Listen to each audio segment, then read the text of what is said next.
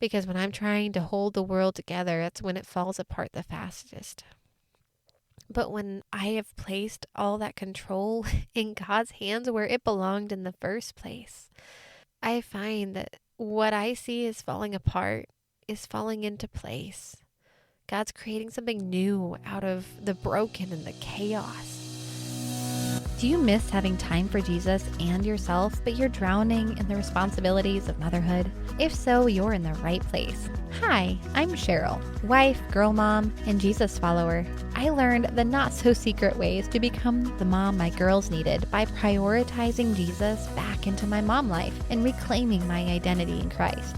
If you're ready to build faith while washing dishes, rediscover your identity, and love yourself like your babies do, grab your earbuds and lock that bathroom door for a minute alone. It's time for Mom. Hi, beautiful. Welcome to the Time for Mom podcast. I am your host, Cheryl. Today's episode is probably going to be just a little different than what I usually do on Wednesdays because I'm not working from an outline. I'm just sharing. The last 2 weeks have been far from fun. There's been a lot going on in my family with health issues, and it's been really stressful. The way we're living life right now really does reflect what our weather is doing. First, it's sunny and like 60 degrees, and the next thing you know, it's blowing 50-mile-an-hour gusts, and then it's just pouring rain, or you suddenly have a foot of snow. Where did that even come from?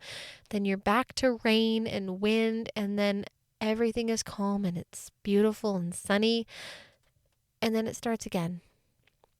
That is what life has been like. But let's be real. That's what life is like in general. There are times when it's absolutely beautiful. The sun is shining. You can see it reflecting on the snow-capped mountains. And then you're lost in a storm. The wind is blowing. You might be able to hear the rain on the car right now because I record in my husband's truck. It has the best sound, surprisingly enough. And that's just life. It's storms. It's times of beauty and peace. And it's learning that there is purpose behind the storms. When these storms hit in motherhood, it can honestly hit a little harder because what we do and our reactions affect everyone around us more than they would before we were moms. My attitudes, when I'm struggling to keep a positive attitude or depression or I'm stressed, I can see that in my kids. They start struggling because they start feeding off of my emotions. And the same with my husband. If I'm snappy and hormonal, he's going to feel that one. Everything that I do affects my family. Every decision that I make affects my family. Every reaction I have to life affects my family. And that's a lot of pressure. And it's not pressure that I can handle by myself because, I'm not perfect. The Proverbs 31 woman is not actually a thing. So don't let anybody use that as their gold standard because that's not real. She's not a woman, she's wisdom. Okay? So when you hold yourself up to Proverbs 31 and find yourself lacking, that's like holding yourself up to a curated Facebook feed and saying, I'm not perfect. She's wisdom. Proverbs 31 is wisdom. It's not a woman. Since everything that I do and say does affect my family, I do tend to hold myself to a higher standard than I would my 3-year-old. And the thing is I'm ultimately going to fail. I'm not going to always be happy. I'm not going to always be stress-free. I'm certainly going to have hormonal reactions, whether I want to or not. That is, I'm a girl. It's going to happen, but I need to recognize it so I can appropriately respond to what my body is doing. But one thing that helps me the most in these times when it's just seeming like one storm and then calm and then storm, it's leaning on God. I cannot do motherhood alone. I have tried that and it did not end well. But because it didn't end well and I cried out to God, I have a new foundation. I had nothing a few years ago. Motherhood was built on nothing but my own abilities, and my own abilities crashed and burned. And I had to rebuild. But what I rebuilt on was God. I rebuilt on His word, His promises. I rebuilt on knowing His character. Life hasn't changed. It still completely sucks sometimes. And other times it is so beautiful. It's amazing. Life hasn't changed, but I have, and how I live my life and what I base my life on has changed. God has never let me down. God has always been there. My expectations of God might need to change because, let's be honest, they're colored by what society says life should be like, and that does not match what God says life should be like. But that does not mean that God has let me down when life doesn't turn out how society says it should. But I know that God is still there because of the time I spend with Him on most days. Not all days, but most days. And from remembering everything that He's brought me through, everything He's walked with my husband and I and our girls through. I remember who He is when life is bad because I've seen who He is when life is bad. I remember who He is when life is good because I've seen who He is when life is bad, when it's hard. Life has seasons. It just does. It has seasons of, yay, this is easy, and seasons of, oh my gosh, this is so hard. And sometimes they're all in the same day, especially with your kids. But the one thing you can count on is God. He's always going to be there. And if He is your foundation, then you're always going to have something solid to fall back on when life knocks you on your butt, because it's going to happen. And in those moments of struggle, you can surrender and you can be wrapped by His amazing peace. Because when I'm trying to hold the world together, that's when it falls apart the fastest.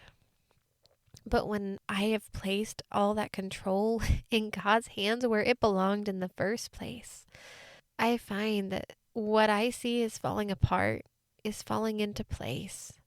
God's creating something new out of the broken and the chaos. He's creating something beautiful that couldn't have been created without the broken, without the chaos. Stained glass isn't beautiful because it's all one piece. Stained glass is beautiful because it's a bunch of pieces of glass held together by, I think it's like a kind of like a lead thing. It's not lead, but it's held together by something that isn't even glass. And together it makes the most beautiful pictures. But if it was all the same, it wouldn't be as beautiful. I'm never going to come on this podcast and pretend that I have it all together or I have it all figured out, because I don't, and I never will, because I'm not God. I'm just a mom and a wife and a woman, but I'm a woman who has built her life on God because He's the only thing that has not crumbled. He's the only thing that's left to build on. So if you're going through a week or a month or a few years like I have been, and you don't understand what's going on and everything is falling apart and you don't know where to turn because everywhere you turn, it just breaks.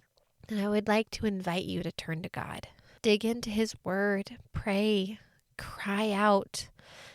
Use some of those Psalms that are just so raw and pray them to God. Grieve what has been lost. Grieve what you're going through. But I would invite you to bring it to God. While He could change your circumstances in an instant, when I look back, I find myself thankful that God has not. Not because life was actually good when I thought it was bad, but because I can see a little bit of what God was doing when life was really hard. Those times of really hard life are those things that God can use to make the most beautiful pictures. They become a part of you. They become a part of your testimony. They become a way for you to help other people, other moms, to help your kids. If we lived perfect lives, how would we be able to help our children through the times where they're struggling? And if you are having a hard time figuring it out and you don't know how to turn to God and you don't know where you're going to fit God into your extraordinarily busy life, then maybe you need to come to my workshop that's coming up.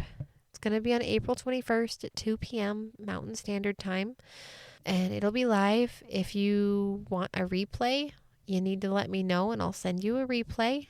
There will be a link to subscribe in the show notes, and you can find my email in any of those posts that are on there, or you can chat with me directly through my Substack. As you go through life, you learn that the wind that seems like it's tearing the world apart is bringing a storm in. And that storm, it might not be fun to sit in, but it brings life-giving rain. And that rain is necessary for amazing growth and for flowers and vegetables and food and beauty. We need storms. We don't want to admit it, but we do. Everything that happens can have a purpose, but only God can turn that into something beautiful. We can't, but He can. In God's hands, it can be absolutely stunning. Mama, if you're looking around and you feel like you're stuck in a storm, sit down. Just sit, rest in that storm. Watch as it rages around you and invite God to sit with you. He's there. He's in the storm. If you don't believe me, read Exodus. He's in the thunder and the lightning and the earthquakes and the darkness and the fire. He's in it all. He's in this life with you. He is in the crazy. He's in the good. He's in the chaos even. And only He can calm that chaos. Until next week, mamas, I just pray that you see God's fingerprints. Look for them. They're there. And I just pray that He gives you eyes to see them. I just pray that you're able to surrender to Him and let Him work in the storms and the mess of life and grow something beautiful out of it. Love, Cheryl. Hey, beautiful. I hope you enjoyed today's episode. If so, would you take 30 seconds to share this with a mom who's wading through those mounds of laundry and dishes and wishing for just a little me time? Also, please leave a quick review for the show on Apple Podcasts. It makes my day to know this podcast has helped you. Well, it's time for me to wash more dishes and cook more food. I'll meet you next Wednesday for another episode.